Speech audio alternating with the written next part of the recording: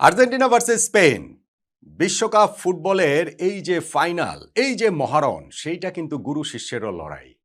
না, আমি মেসি ও ইয়ামালের কথা বলছি না। ইয়ামালের স্পিরিচুয়াল গুরু মেসি হতে পারেন, কিন্তু আক্ষরিক অর্থে ব্যাপারটা ওই রকম না। ওটা বলা যেতে পারে যে মেসির সাম্রাজ্যের উত্তরাধিকার হওয়ার প্রতিশ্রুতি ইয়ামালের মধ্যে রয়েছে। গুরু শিষ্যের যে লড়াই, সেইটা স্পেনের coach Luis de la Fuente এবং আর্জেন্টিনার কোচ লিওনেল স্ক্যালোনির। আক্ষরিক অর্থেই তারা গুরু শিষ্য।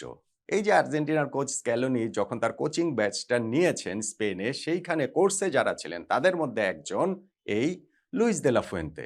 এবং দুইজনই দুইজনের প্রতি তাদের যে সম্মানের কথা, তাদের যে সমীহ করার কথা, পারস্পরিক যে সম্পর্কের কথা, সেটা আমরা বলতে শুনেছি। এখন এই গুরু শিষ্যের লড়াইটাতে জিতবে কে? ট্যাকটিক্যাল ব্যাটেলটাতে আসলে কে জিতে বেরিয়ে আসবেন? কে তার দলকে বিজয়ী করবেন? বিশ্বকাপ হাসবে কার হাতে? আর্জেন্টিনা নাকি স্পেন?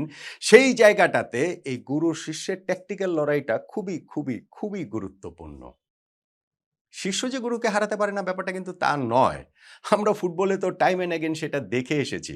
সর্বশেষ ইংলিশ প্রিমিয়ার লিগটার কথাই ধরেন না কেন, সেইখানে গুরু ম্যানচেস্টার সিটির পেপ গার্ডিওলাকে হারিয়ে শিষ্য মিকেল আর্তেটার আর্সেনাল প্রিমিয়ার লিগ কিন্তু জিতেছিল।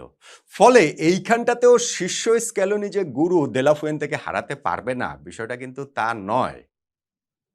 কিভাবে পারবে সেটা? সম্ভবটা আসলে কিভাবে?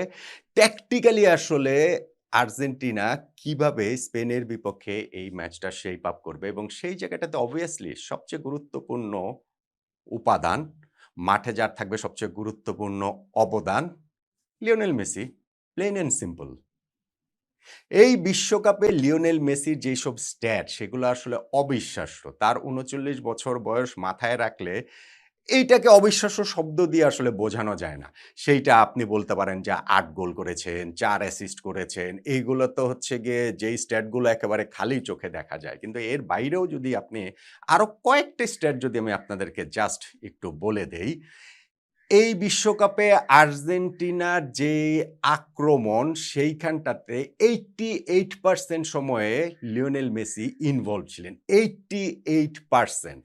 অর্থাৎ আর্জেন্টিনা পুরো ওয়ার্ল্ড কাপে যতগুলো আক্রমণ করেছে এই ৭ টা ম্যাচে, তার মধ্যে মেসি ইনভলভ ছিলেন না মাত্র 12% ক্ষেত্রে। বাকি 88% ক্ষেত্রেই মেসির ইনভলভমেন্ট ছিল। তিনি ২৫ টা চান্স ক্রিয়েট করেছেন এই বিশ্বকাপে গোলের, যেটা এই সকল খেলোয়াড়দের মধ্যে এই ওয়ার্ল্ড কাপে সবচেয়ে বেশি। তার মধ্যে তিনি ৮ টা বিগ চান্স ক্রিয়েট করেছেন, সবার চেয়ে সবচেয়ে বেশি। তিনি ২১ টা কি পাস দিয়েছেন, সবার চেয়ে সবচেয়ে বেশি। তাহলে আপনি দেখেন এই 88% হচ্ছে গিয়ে আর্জেন্টিনার অ্যাটাকে মেসির ইনভলভমেন্ট, ২৫ টা চান্স ক্রিয়েট করা, ৮ টা বিগ চান্স ক্রিয়েট করা, ২১ টা কি পাস দেওয়া। এই সবকিছু মিলে হিসাবটা তো একরকম। আর্জেন্টিনার এই আক্রমণটা লিওনেল মেসি কেন্দ্রিকই হয়। এখন এইটা তো ওয়ার্ল্ড কাপের সব কোচই জানে। ওয়ার্ল্ড কাপের কেন বলছি, গত ২০ বছর ধরে মোরলে সব টিমের সব কোচই তো জানতেন প্রতিপক্ষের। কিন্তু মেসিকে আসলে ঠেকাতে পেরেছেন কে? স্পেন এইটা আসলে কিভাবে কাউন্টার দেবে, দে লা ফুয়েন্তে এই মেসিকে কিভাবে ঠেকাবেন, এবং সেই জায়গাটাতে আসলে আর্জেন্টিনার কৌশলটা কি হবে? আমার কাছে মনে হয় স্পেনের যে 6 সেকেন্ড কাউন্টার প্রেস রয়েছে, সেইটাকে উইলিং রানার আর্জেন্টিনার সতীর্থ মেসির হয়ে যারা সেই দৌড়গুলো মেক করবেন ফ্রম দ্য ডিপ, সেই জায়গাটা থেকে মেসির জন্য যে স্পেস ক্রিয়েট হবে, রেসিপি হচ্ছে সেটাই। আর্জেন্টিনার সাফল্যের রেসিপি সেটাই। কিভাবে আমি বলছি? দেখেন, এই ২ টা দলই কিন্তু পজেশন বেসড ফুটবল খেলে। এই ওয়ার্ল্ড কাপে স্পেনের পজেশন ওভারঅল এই ৭ ম্যাচ মিলিয়ে 63.8%। আর্জেন্টিনার পজেশন হচ্ছে গিয়ে 60.7%। পজেশনের দিক থেকে যদি আপনি হিসাব করেন, এই ওয়ার্ল্ড কাপে হাইয়েস্ট পজেশনের জায়গায় স্পেন আছে ৩ নাম্বারে। তাদের উপরে শুধু তুর্কি এবং জার্মানি। আর্জেন্টিনা আছে ৬ নাম্বারে। এই স্পেন আর আর্জেন্টিনার মাঝখানের জায়গাটাতে আছে হচ্ছে গিয়ে আলজেরিয়া আর দক্ষিণ কোরিয়া। এখন এক দলের পজিশন ওয়ার্ল্ড কাপে 63.8%, আরেক দলের 60.7%। তো ২ টা মিলিয়ে হয়ে গেল মোটামুটি ১২৪-২৫%। ১২৪-২৫% তো আর হয় না। তো তার মানে ফাইনালে এই জায়গাটাতে কোন দল আসলে বলটা অনেক বেশি হোল্ড করবে, সেই জায়গাটাতে এই ম্যাচটা আসলে ডিসাইড হয়ে যেতে পারবে, এবং মেসিকে আসলে আনলক কিভাবে করা হবে। আমি 6 সেকেন্ডের যে কাউন্টার প্রেসের কথা বলছিলাম, সেইটাও আসলে চোখ ধাঁধানো ব্যাপার। স্পেন বল পায়ে রাখতে পছন্দ করে, আমরা জানি। আমরা সেমিফাইনালে দেখেছি ফ্রান্সকে কিভাবে তারা নাচিয়েছে, কিভাবে তারা পাসের পর পাস দিয়ে একেবারে হতভম্ব করে দিয়েছে।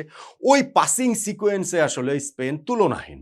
এবং সেই জায়গাটাতে তারা যখন বল লুজ করে কখনো, সেই বলটা আবার নিজেদের দখলে নেওয়ার জন্য যে কাউন্টার প্রেস করে, এটা আসলে হায়নার দলের মতো। হায়না যেরকম হচ্ছে গিয়ে সবাই মিলে একেবারে প্যাকের মধ্যে ঝাঁপিয়ে পড়ে দল হিসাবে, সেই উলফ প্যাকের মতোই কিন্তু স্পেন বল লুজ করলে পজিশন রিগেইন করার জন্য ঝাঁপিয়ে পড়ে। এবং তাদের ওইটা হচ্ছে গিয়ে 6 সেকেন্ডস একটা রুল রয়েছে যে 6 সেকেন্ডের মধ্যে বলটাকে উইন ব্যাক করতে হবে। এবং এই ওয়ার্ল্ড কাপে অ্যাভারেজ তাদের বল লুজ করার পর উইন ব্যাক করার সময়টা হচ্ছে গিয়ে 10.1 সেকেন্ড। সো 6 সেকেন্ডের টার্গেট 10.1 সেকেন্ড, এটা কেন? কারণ হচ্ছে গিয়ে অনেকটা সময় তারা অপোনেন্টকে বল পজিশনটা অ্যালাউও করে, সেই অ্যালাউ করাটা ধরেও 10.1 সেকেন্ড। এইটা আসলে একটা অ্যামেজিং স্ট্যাট। এবং সেই জায়গাটাতে এই যে 6 সেকেন্ডের যে কাউন্টার প্রেস, আর্জেন্টিনার পায়ে বল গেলে স্পেন যে সেটা রিকভার করতে চাইবে 6 সেকেন্ডে, যদি সেইটা না পারে তাহলে তারা আবার একটা ডিসিপ্লিন একটা ডিফেন্সিভ শেপে চলে যায়। এই 6 সেকেন্ডের মধ্যে আর্জেন্টিনা কাউন্টার প্রেসটা যদি স্পেনের বিট করতে পারে এবং যদি তার ওই ডিফেন্সিভ শেপে চলে যাওয়ার আগের যে মুহূর্তটা আছে না, ফুটবলে ওই 1 সেকেন্ড 2 সেকেন্ড এটা খুবই গুরুত্বপূর্ণ।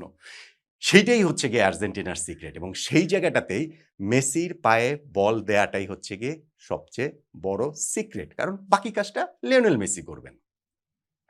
এখন দুইটা দলে স্পেশালি আর্জেন্টিনা, তারা কিন্তু হচ্ছে গিয়ে মিডফিল্ড ওরিয়েন্টেড, মিডফিল্ড বেজ। আমরা ধরেন স্পেনের ক্ষেত্রে দেখেছি যে রদ্রি এবং ফাবিয়ান রুইজ, পেদ্রি তো খেলেন গত ম্যাচে, কিন্তু তিনিও যখন খেলেন তখন দানিয়াল মুনিচে নেমে এসেছিলেন, মিডফিল্ডার হিসেবেই খেলেছেন সেমিফাইনাল। ফলে এই জায়গাটাতে তারা কিভাবে বল পজিশন মনোপলি করে, কিন্তু ভাই আর্জেন্টিনার সাথে সেইটা মনোপলি করতে পারবে না।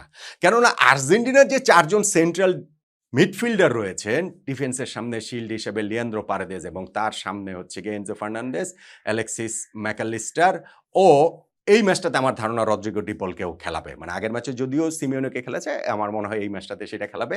ফলে এই মিডফিল্ডের দখলটা নেওয়ার জন্য 4 জন মিডফিল্ডারে আর্জেন্টিনা এই জায়গাটাতে খেলানোর কথা। এবং সেইটা যদি হয় তাহলে ওই বলটা যে 6 সেকেন্ডের মধ্যে স্পেন নিয়ে যাবে, বিষয়টা সেইটা নয়। এখন আর্জেন্টিনা যখনই বল পজিশনটা পাবে, মেসির কাছে বলটা দেয়াটা হচ্ছে গিয়ে গুরুত্বপূর্ণ এবং সেইখানে মেসির জন্য একটা স্পেস ক্রিয়েট করা। মেসির একটা সুবিধার জায়গা, স্ট্যাট দেখে তো মানে মাথা খারাপ অবস্থা। মেসি সবসময় তার ডিফেন্স থেকে হচ্ছে গিয়ে 15 গজ দূরে থাকেন। ফলে তার কাছে যখন বলটা যায়, তাকে যে অপোনেন্টের কেউ এসে রাশ করে তাকে ওই যে মানে ক্লোজ ডাউন করবে, সেই সুযোগটা আসলে কম। 15 গজ দূরে তিনি সবসময় অ্যাভারেজে অবস্থান যেহেতু করছেন, সো বলটা তিনি সবসময় হচ্ছে গিয়ে রিসিভ করার জন্য তৈরি থাকছেন। প্রশ্ন হচ্ছে গিয়ে সেই স্পেসটা তিনি কিভাবে পাবেন। এবং সেই জায়গাটাতে আমি হুইলিং রানারদের যে কথা বলছিলাম তা গুরুত্বপূর্ণ। ডিপ রানটা হচ্ছে গিয়ে গুরুত্বপূর্ণ। কেমন সেটা? সেটা হতে পারে যে ফুল ব্যাক।